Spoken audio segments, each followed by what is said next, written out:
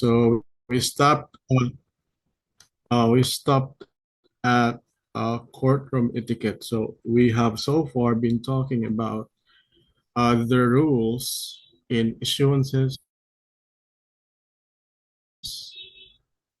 documents, and legal writing. But what about courtroom etiquette? Do they apply as well?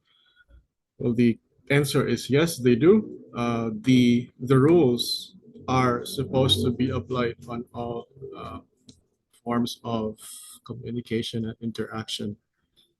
So for courtroom etiquette, there's a few key points to remember. So they're here: a respectful address, avoiding gender stereotypes, inclusive language, and responsibility for etiquette. So essentially, the same um, stuff mentioned earlier.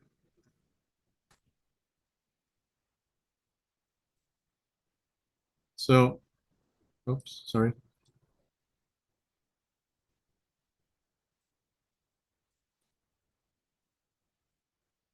Okay, so example number one is in the way legal professionals should be addressed. So instead of saying let the lady counsel proceed, we should say let counsel proceed because lady counsel indicates the counsel is gendered, but we want it to be gender neutral. So we say let counsel proceed. Another example is respectful reference as that little girl or Iha. Now, we should address the child by their first name or nickname instead, like Maria or Maui, to avoid diminutive or gender labels. What about in the cases? Sorry, hold on.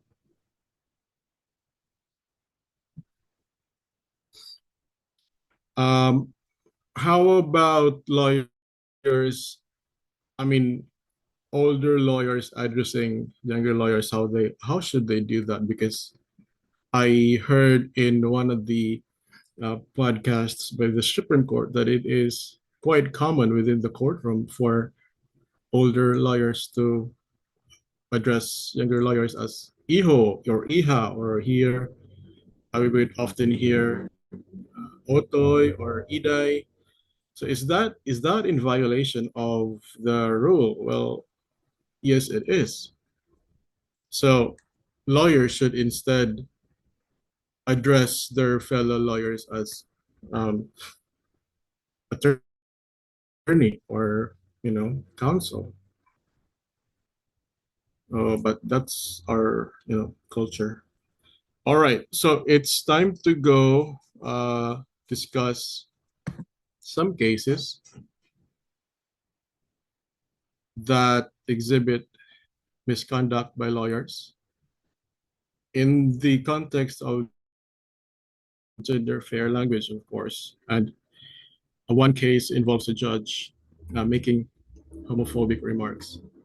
So first case is MTJ, AM number MTJ 22007 from March 2022.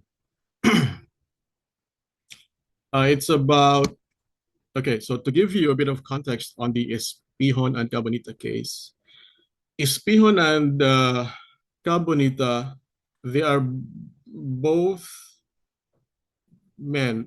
They're both males. This is very important because, okay, so they are both males living under one roof in a rented house. They were being asked to vacate the house, but they refused. And so they were on the receiving end of a unlawful detainer case filed by, I forgot the name, Myrna. I think the name of the landlord was, sorry, not landlord because that's not gender fair. The owner of the house is called Myrna. Okay, so Myrna wanted the two occupants, Espihon and Cabonita, to vacate the house. They refused, and so she was left with no choice but to file a unlawful detainer case in the MTC in Manila, MATC in the Met-C in Manila. And so during the preliminary conference, the Judge Loredo, the respondent in this case, showed bias and prejudgment of the case by so so in the preliminary conference, the judge um, exhibited behaviors showing his prejudgment of the case and implying that the two occupants, Espihon and Cabonito, were gay. So I'll show you the parts of the stenographic notes that I can't see the buttons now.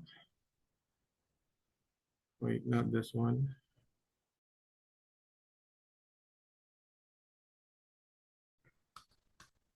Here. So here, this is the exchange where um, the this is the exchange during the preliminary conference. Here, the the judge asked, "Magano ba kayo?" And then his peon said, "Magkasama kami sa bahay." And then later on, the judge implied that they were gay. So the court asked, wala naman kayong relationship na yung bawal sa Bible, like homosexual relationship, wala bang bading sa inyong dalawa? Tapos, and then his peon said, ay, wala po, sir. And then the court said, but parang bading to, bading ka. And then one of the complainants pointed to the other, and so the judge thought he was maybe really gay. And then it's a long conversation. I don't want to spend a lot of time on it. So anyway, going back, that was during the preliminary conference. And so Espihon and Cabonito filed a motion for voluntary inhibition, but it was denied by Judge Loredo. And eventually the judge came up with a decision which was unfavorable to both Espihon and Cabonita. And so in January 2019, I think it was 2019, Espihon and Cabonita filed a complaint against the judge because of bias and partiality. And particularly in the conduct of the civil case at the Metropolitan Trial Court. So for of some canons in the Code of Judicial Conduct. And so Judge Loreto, of course, denied having prejudged the case.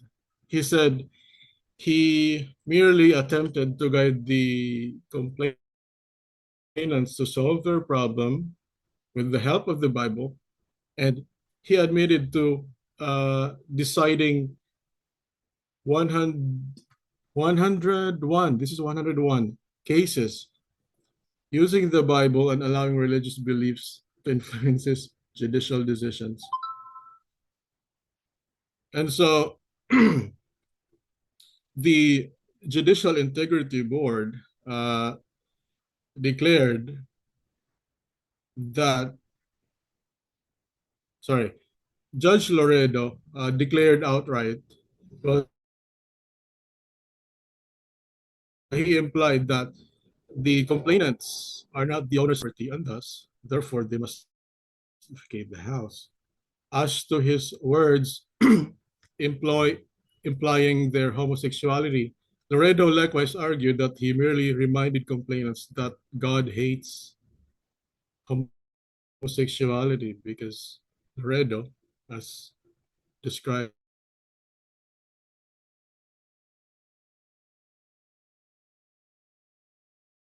was a very religious person. He denied that we're in a homosexual relationship, but um, transmitted stenographic notes at the exchange I showed you earlier that he did in fact imply that the two persons were homosexual. And so by doing so, the Judicial Integrity Board found out that Judge Loredo was in fact guilty for um, violation of the canons as described in the complaint. And so why is that related to this topic? Well, it's because as was obvious to us before, the the Supreme the Supreme Court wants everybody involved in the judiciary to refrain from saying things that is sexist or biased towards certain genders. Okay, so that's the first case. Second case, we have seen this before in first year judicial ethics subject. This is the case about five lawyers mocking a certain judge in Taguig City. So eventually, the Supreme Court ruled that their language violated Rule 7.03 of the Code of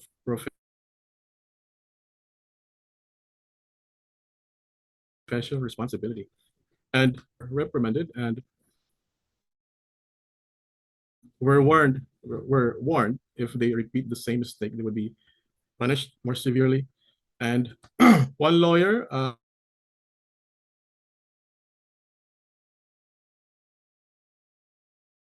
um, was fined 25,000 or made any apology. So, matigas ang ulo niya.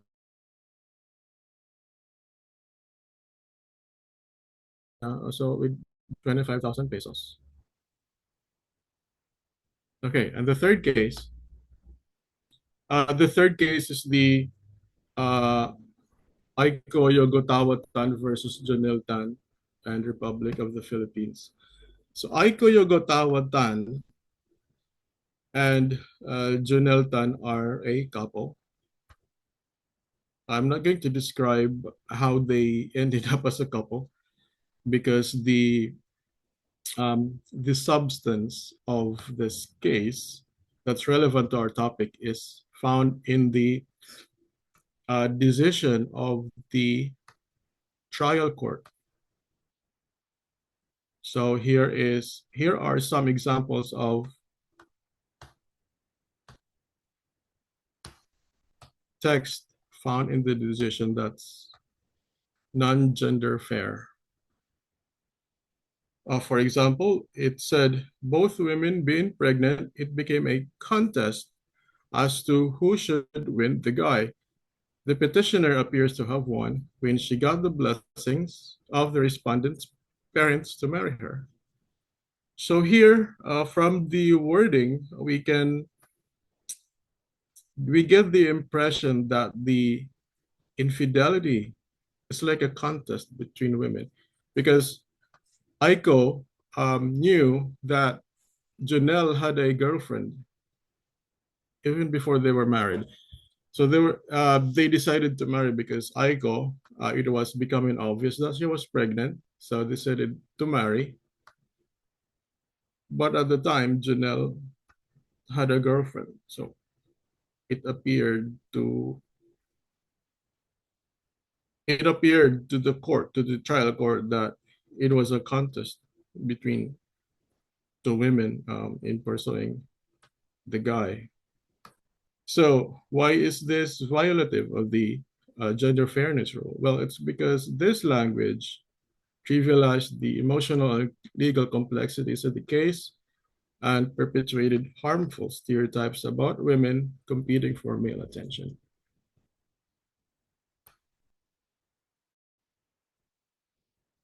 Okay, and then in the same decision by the lower court, it said, believing that the respondent had not been faithful to her, here comes the petitioner praying that her marriage be declared null and void. So the case was originally a petition for nullity of marriage on the ground of uh, I forgot, psychological incapacity, I think, because although they were married, it appeared to the petitioner, Aiko, that her husband was totally incapable of performing his functions as husband. He couldn't even take care of the baby when the baby fell off the bed. He just left. And so she thought uh, he's not going to be a good husband. Okay. Sorry. Why was it wrong? Because it shifted blame onto the woman and ignored the broader societal pressures and stigma faced by single mothers. Okay, and here's another. The judge and the prosecutor asked the petitioner, "So you're the winner." And then and another line said, "So parang pinikot mo lang ba siya? Ganun ba ang ibig sabihin?" So again, these kind of remarks reinforced sexist tropes and undermined the petitioner's dignity during a sensitive legal proceeding. So why do these cases matter? Well, these rulings support the Supreme Court's gender fair language rule, which seeks to eliminate discriminatory speech and behavior in court settings. These decisions reinforce how personal bias, whether in court or online, can undermine public confidence in the legal system and violate professional ethics. And this is a summary of what the Supreme Court tells all court workers to do. So I guess there's no need to mention them again. And thank you. That's all.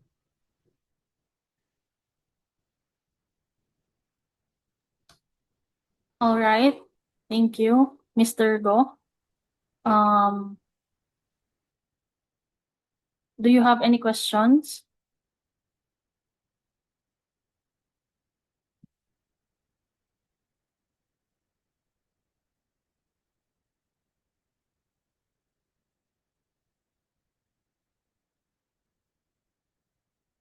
All right. So before we continue, let me catch on what um Mr. Go said a while ago about Soji SC. As you can see, nag-expand here, just like what we have heard in the news or even saw on social media or even during Pride Month na may sinisiring kita nga LGBTQIA. Right now, we have Sojieski nga ka-pronounce, which is Soji plus SC. So, what is SC? What is sexual characteristics? So, let's just go there. Just a fast lang. Just for you to have an idea. Kasi, advocates of LGBTQ have forwarded SC in the discussion of SOGI. Kay ano? Why is it important?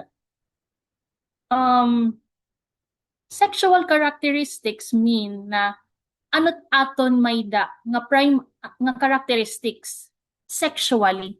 So, as primary character, may da kita sinisiri nga primary characteristic ngan secondary characteristic. When we say primary characteristic, these are two. We have what we call vagina and penis. So, that's primary characteristic. So we can separate ourselves, kumbaga, with these two primary characteristics, di ba? However, nagkakaiba kita with secondary characteristic. Why? Because, actually ito nga, I'm not sure if you can read through online or you can watch in the news, may sinisiring kita nga intersex. It's sinisiring nga intersex. May combination with secondary characteristic. Like for example, a man who is kun man, we have expected for quite a long time na it lalaki, it iya secondary characteristic. Ito nga may nagawas nga muscle, may Adam's apple, may hair, sugad. Tapos it babayi, it ira, it chest na may dahiya. Kumbaga, it chest it babayi, eventually, nanonotice natin nga may dahiya growth, especially pag na-undergo in adolescence. So, tapos it babayi nagkakamay da shape, it body, sugad. Those are secondary characteristic. May wider hips, das mga pubic hair in different areas of the body, both in male and in female. So, amo ka notion, but there are those people nga nagkakamay the combination hiton nga growth. That is why we call them intersex. Kay may da iba nga at birth they have penis or they have vagina, pero may dahira growth somewhere somewhere in their body nga growth. Example, may babayi nga vagina hiya, so female hiya assigned at birth. However, may dahiya mga secondary characteristic nga supposedly kanan male la. So, may dahiya, there are those nga nagkakamay da napapansin na iya body nga may da growth nga may facial hair, may da iba nga although in a rare occasion may dahira growth nga parehas it kanan male. So asya to nagkakamay da intersex. Even male nakaka-experience hin bagat may da shape it ira body, may da gihapon it iba may da iba nga diri gud talaga damo it nakikitaan nga pubic hair, sugad.